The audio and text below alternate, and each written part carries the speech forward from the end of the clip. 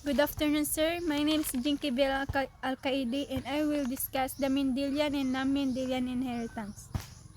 What is Mendelian Inheritance? The manner by which genes and traits are passed from parents to their children.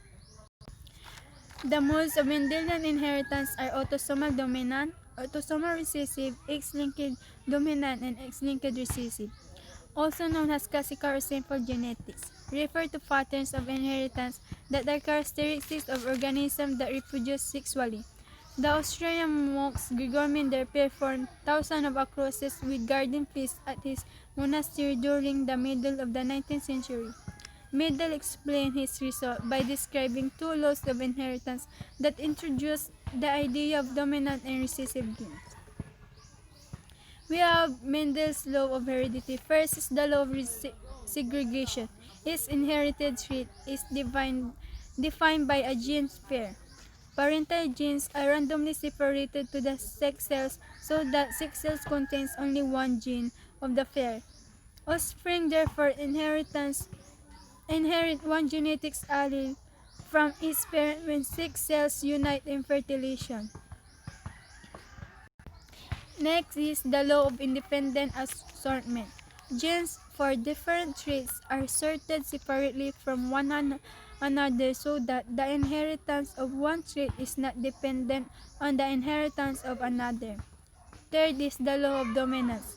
An organism with alternate forms of a gene will express the form that is dominant.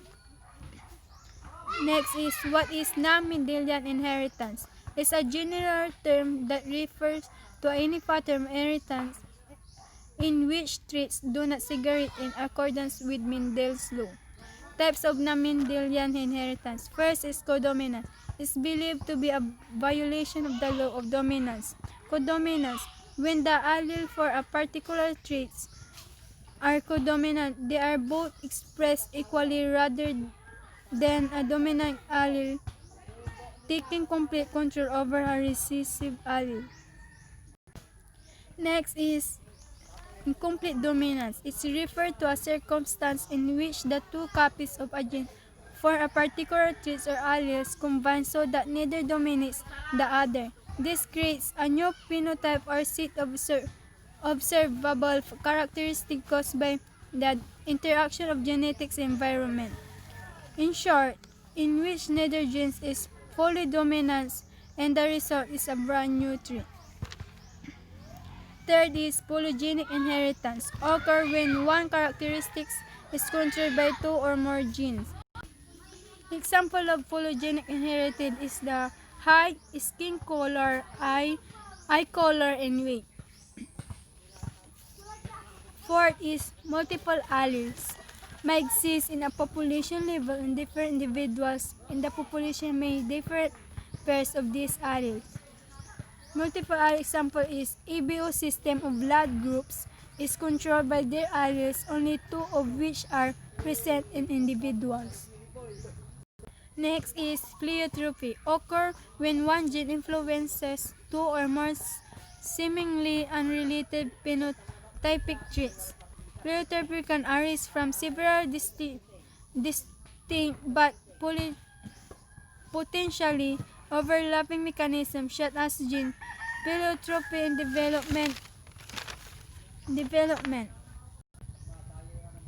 Next is gene linkages. Describe the way in which two genes that are located close to each other on a chromosomes are often inherited together.